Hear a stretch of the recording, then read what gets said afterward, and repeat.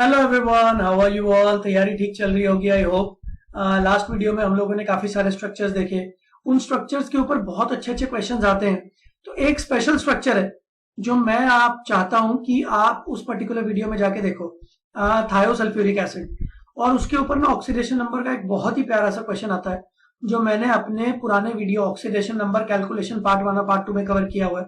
ठीक है, I highly recommend कि आप वो दोनों वीडियोस जाके देख लो, भले ही 1.5x स्पीड पे देख लो अगर आपको कुछ कुछ चीजें आती हैं। बट वो वाला पर्टिकुलर क्वेश्चन जो है ना, H2S2O3 is an extremely important question और 99% बच्चे वो गलत करते हैं। और वो क्वेश्चन जेई वालों का, नीट वालों का बड़ा फेवरेट क्वेश्चन है। ठीक है, तो ऑक्सीडेशन नंबर पार्ट 1 पार्ट 2 जाके देख लो। अभी हम लोग फॉस्फोरस की थोड़ी और डिस्कशन शुरू करेंगे। फॉस्फोरस में 3 टाइप के फॉस्फोरस होते हैं, राइट, ये हम सबको पता है। White phosphorus, red phosphorus, black phosphorus.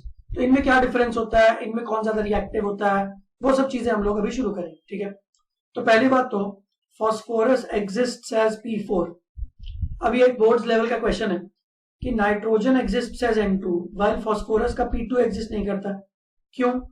तो अभी देखो, नाइट्रोजन में तो ट्रिपल बॉन्ड बन जाता है, फॉस्फोरस में ट्रिपल बॉन्ड ज्यादा नहीं बनता है क्योंकि फॉस्फोरस थोड़े दूर दूर हो जाते हैं, तो उनमें आपस में पाई बॉन्ड बनाना उतना पॉसिबल नहीं होता। जितने बड़े एलिमेंट्स होंगे वो आपस में पाई बॉन्ड्स नहीं बना पाएंगे, बिकॉज अगर एलिमेंट्स बड़े बड़े, एटम्स बड़े बड़े, तो वो दूर दूर होते हैं। अब वो दूर दूर होते हैं तो उनका लेटरल ओवरलैप होना पॉसिबल नहीं होता। ठीक है, तो नाइट्रोजन जो सेकेंड पीरियड एलिमेंट्स है वो लोग पाई बॉन्ड्स बनाते हैं, बट जो थर्ड पीरियड ऑनवर्ड्स एलिमेंट्स है वो पाई बॉन्ड्स बनाने की जगह कोशिश करते हैं कि अगर सिग्मा बॉन्ड बन जाए तो ज्यादा अच्छा। तो P4 में देखो क्या होता है, P4 इज व्हाइट फॉस्फोरस। तो इसकी स्ट्रक्चर बहुत ही इंपॉर्टेंट है, ध्यान से समझना। बेसिकली पिरामिड स्ट्रक्चर है। 4 फॉस्फोरस मैंने इस तरीके से रखे और मैंने चारों फॉस्फोरस को जोड़ दिया। ठीक है, इसको मैं थोड़ा स्ट्रेट लाइन बना देता हूं। So this is P4।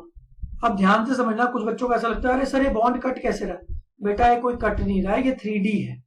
आप पिरामिड को इमेजिन करो, मैंने पहले PP का एक ट्राइंगल बना दिया और फिर इस ट्राइंगल को पकड़ के खींच दिया, जैसे पिरामिड होता ना। तो आप इमेजिन करो कि नीचे मेरे हाथ पे एक ट्राइंगल है PP का, 3 PP बॉन्ड है और उन तीनों से जुड़े हुए एक और फॉस्फोरस से उनके बॉन्ड बना दिए।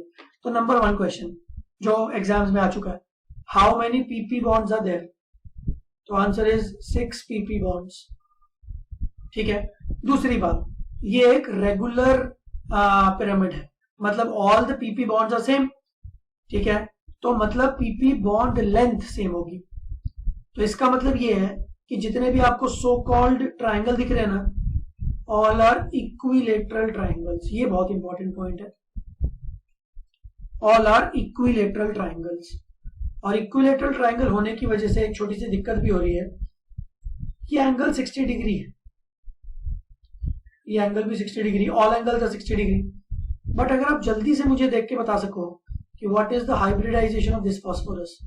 अगर किसी को हाइब्रिडाइजेशन में दिक्कत है, मेरी हाइब्रिडाइजेशन की प्लेलिस्ट है, उसमें देख लेना, chemical bonding playlist, hybridization part 1 2 3। ठीक है, 10 10 12 12 मिनट की वीडियोस है, जल्दी खत्म हो जाएगा। तो जब आप ध्यान से देखोगे ना तो आपको दिखेगा कि इस फॉस्फोरस की हाइब्रिडाइजेशन है sp3, और sp3 का जो जनरल बॉन्ड एंगल तो होता है वो होता है 109 डिग्री 28 मिनट्स, बट आपका जो बॉन्ड एंगल है वो है 60। There is a huge difference. तो अब आप एक चीज ध्यान से सुनो, क्या होना चाहिए था और क्या हुआ। अगर इसमें बहुत ज्यादा डिफरेंस होता है तो स्ट्रेन आता है, स्ट्रेन, जिसको हम लोग टेक्निकल लैंग्वेज में बोलते हैं एंगल स्ट्रेन। तो एंगल होना चाहिए था 109 डिग्री 28 मिनट, 109 डिग्री 28 मिनट्स, जबकि एंगल है कितना, 60 डिग्री।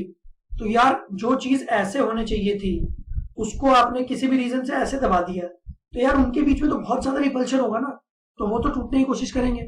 इसको बोलते हैं एंगल स्ट्रेन। तो वैसे एंगल स्ट्रेन एक ऑर्गेनिक केमिस्ट्री का टॉपिक है, जिससे हम लोग ये प्रूव करते हैं कि वाई 3 मेंबर रिंग से ज्यादा स्टेबल होती है 4 मेंबर से ज्यादा स्टेबल होती है 5 मेंबर। याद आ रहा है आपको? बट फिलहाल एंगल स्ट्रेन क्या होता है, एक सिंपल सा फॉर्मूला है। अगर कोई आपसे बोल दे कि find what is angle strain, वैसे कोई पूछता नहीं, तो जितना होना चाहिए था माइनस जितना है बाय 2, इसको बोलते हैं एंगल स्ट्रेन। ठीक है, आप एक चीज अपनी लैंग्वेज में लिख लो, एक लाइन में बोल रहा हूं, high angle strain means high reactivity. तो P4 व्हाइट फॉस्फोरस सबसे ज्यादा रिएक्टिव क्यों है? मतलब 3 फॉस्फोरस के स्पीशीज होते हैं, white phosphorus, red phosphorus, black phosphorus. तो इनमें सबसे ज्यादा व्हाइट फॉस्फोरस क्यों रिएक्टिव है? Because of high angle strain. ये बात सबको समझ में आ गई पक्का? अब मैं रेड फॉस्फोरस की तरफ चलता हूं। अच्छा, व्हाइट फॉस्फोरस कभी कभी इंप्योरिटीज की वजह से येलो फॉस्फोरस भी दिखता है, तो व्हाइट और येलो सेम है। ठीक है, अब ध्यान से समझना, ये अपना व्हाइट फॉस्फोरस मैं बना रहा हूं पहले, ये व्हाइट फॉस्फोरस। हमने अभी ये देखा कि एंगल स्ट्रेन की वजह से वो काफी रिएक्टिव है, तो अगर आप एंगल स्ट्रेन थोड़ा कम कर दो तो उसकी रिएक्टिविटी थोड़ी कम हो जाएगी, वो ज्यादा स्टेबल हो जाएगा। This is what happens in red phosphorus. तो ये जो एक पीपी का बॉन्ड है ना, इसको बीच में से उड़ा दिया, और अब फॉस्फोरस को बॉन्ड तो बनाने हैं, तो वो बॉन्ड फॉस्फोरस ने एक्चुअली बाहर से बनाए। तो एक दूसरा मॉलिक्यूल ले आए हम लोग,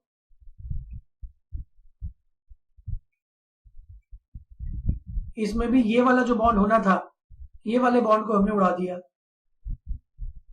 और अब हमने इसको भी इधर से जोड़ दिया। So this becomes red phosphorus. तो रेड फॉस्फोरस में कंपैरेटिवली एंगल स्ट्रेन कम है, तो एंगल स्ट्रेन कम होने की वजह से ये ज्यादा स्टेबल हो गया। अब मैं आपको एक और चीज बता देता हूं कि रेड फॉस्फोरस से ब्लैक फॉस्फोरस कैसे बनाते हैं। देखो यार, जब एक बीच में बॉन्ड था, इस बॉन्ड को आपने खत्म किया तो एंगल स्ट्रेन थोड़ा कम हुआ। अब आप एक काम करो, इन बॉन्ड्स को भी खत्म कर देना, और इसके लिए भी आप इधर इधर से बॉन्ड्स बना देना। ठीक है, तो एक पूरा नेटवर्क लेयर स्ट्रक्चर बन जाएगा। तो बस इसको क्या बोलते हैं, ये हो गया अपना ब्लैक फॉस्फोरस। ठीक है, तो ध्यान से समझो, मैं एक बार वापस एक्सप्लेन कर देता हूं। मैं नॉर्मल P4 बना रहा हूं, ये था व्हाइट फॉस्फोरस, बीच में से एक बॉन्ड उड़ा दिया तो रेड फॉस्फोरस, दूसरा बॉन्ड और उड़ा दिया ब्लैक फॉस्फोरस, और इस तरीके से एक पूरी चेन बन गई। तो अगर मैं स्टेबिलिटी की बात करूं, तो मैंने बातों बातों में बोल ही दिया है, तो स्टेबिलिटी वाइज व्हाइट फॉस्फोरस सबसे कम स्टेबल है, रेड बीच में आता है, ब्लैक उसमें, और रिएक्टिविटी का ऑर्डर इज उल्टा ऑफ स्टेबिलिटी। तो रिएक्टिविटी में व्हाइट फॉस्फोरस सबसे ज्यादा रिएक्टिव। ये बात सबको समझ में आ गई है? Very good. ठीक है, एनसीईआरटी वगैरह पढ़ लेना भाई, एनसीईआरटी बहुत ही अच्छी बुक है, तो मेरे वीडियोस के साथ साथ एनसीईआरटी को थोड़ा रेफर कर लोगे तो काम अच्छा हो जाएगा। चलो, अब एक और बढ़िया चीज देख रहे हैं हम लोग, फॉस्फोरस की रिएक्शन जब हम ऑक्सीजन से कराते हैं तो ऑक्साइड्स बनते हैं। कुछ 2 फेमस ऑक्साइड्स हैं जो आपने सुने हो, P4O6 या फिर P4O10, but technically speaking there are 10 oxides, 10 oxides हैं। तो 10 के 10 ऑक्साइड्स को मैं लिखता हूं, P4O, P4O2, P4O3, P4O4, P4O5, P4O6, P4O7, P4O8, P4O9, P4O10। ये 10 ऑक्साइड्स हमको देखने हैं, और इन सबकी स्ट्रक्चर्स इंपॉर्टेंट है। तो अभी मैं आपको अगले 3-4 मिनट में एक ऐसा फंडा बता दूंगा जिससे आप सारी स्ट्रक्चर्स खुद ही बना सकते हो, और स्ट्रक्चर्स के बेस पे आज तक जितने क्वेश्चन आए सब आप खुद ही कर लोगे। ठीक है, शुरू करें? चलो, तो सबसे पहले मैं P4O बनाऊंगा। तो पहले मैंने क्या किया, सबसे पहले तो आप P4 बना लो। ठीक है, वो ही मेन स्ट्रक्चर है, उसी से सारी स्ट्रक्चर्स आगे निकलेंगी। अब आपको क्या करना है, आपको एक ऑक्सीजन लगाना है बीच में। तो फंडा ये है, ध्यान से सुनना, पीपी बॉन्ड हटाओ और उसकी जगह पे पीओपी लगाओ। ठीक है, फंडा क्या है, एक बार रिपीट करते हैं, पीपी हटाओ, पीओपी लगाओ। तो एक ऑक्सीजन अगर आ गया मेरे पास, तो मैं क्या करूंगा, ये वाला बॉन्ड तोड़ दिया मैंने, और पीपी बॉन्ड तोड़ा और उसकी जगह पे पीओपी बॉन्ड बना दिया। ये बन गया P4O। जल्दी बना लो, क्योंकि मैं इसी स्ट्रक्चर में चेंजेस कर करके इसको सारी स्ट्रक्चर्स में कन्वर्ट कर दूंगा। आपको सारी स्ट्रक्चर्स इंडिविजुअली बनानी है। तो P4 बन गया, ठीक है, जल्दी से पॉज कर लो, बना लो, मैं आगे बढ़ रहा हूँ। अब अगर आप बोलते हो मुझे सर P4O2 बनाना है, मतलब 2 ऑक्सीजन है, तो एक काम करते हैं, एक और PP हटा देते हैं और उसकी जगह पे भी एक O लगा देते हैं, ये बन गया P4O2। फिर आप बोलोगे सर P4O3 बनाना है, तो एक PP और हटा दिया, ये बन गया P4O3। फिर एक PP और हटा दिया और उसकी जगह पे बना दिया P4O4। अब फिर एक और PP हटा दिया, POP बना दिया P4O5। फिर एक और PP हटा दिया, POP लगा दिया P4O6। तो मैं अब सीधा P4O6 बना देता हूं, ये बन गया P4O5, P4O6। तो P4O6 की स्ट्रक्चर पे बहुत क्वेश्चंस आ चुके हैं, ठीक है, बहुत सारे क्वेश्चंस आ चुके हैं। तो ध्यान से इस स्ट्रक्चर को समझ लेना। हर फास्फोरस के ऊपर एक एक लोन पेयर है, हर ऑक्सीजन के ऊपर 2-2 लोन पेयर्स हैं। ये सब तो कॉमन सेंस वाली चीज है, ये आपको पता ही होगा। अब नेक्स्ट चीज P4O7। तो ध्यान से सुनो भाई, फास्फोरस 5 बॉन्ड्स बना सकता है, ये हमको पता है।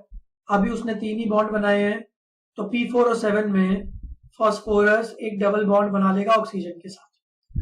कुछ बुक्स में ऐसा लिखा होता है, 1 सेकेंड,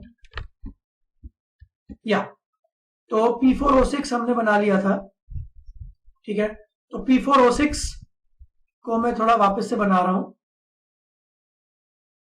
क्योंकि ये बहुत ज्यादा इंपॉर्टेंट स्ट्रक्चर है और इसी से P4O7, P4O8 सब ड्राइव होंगे।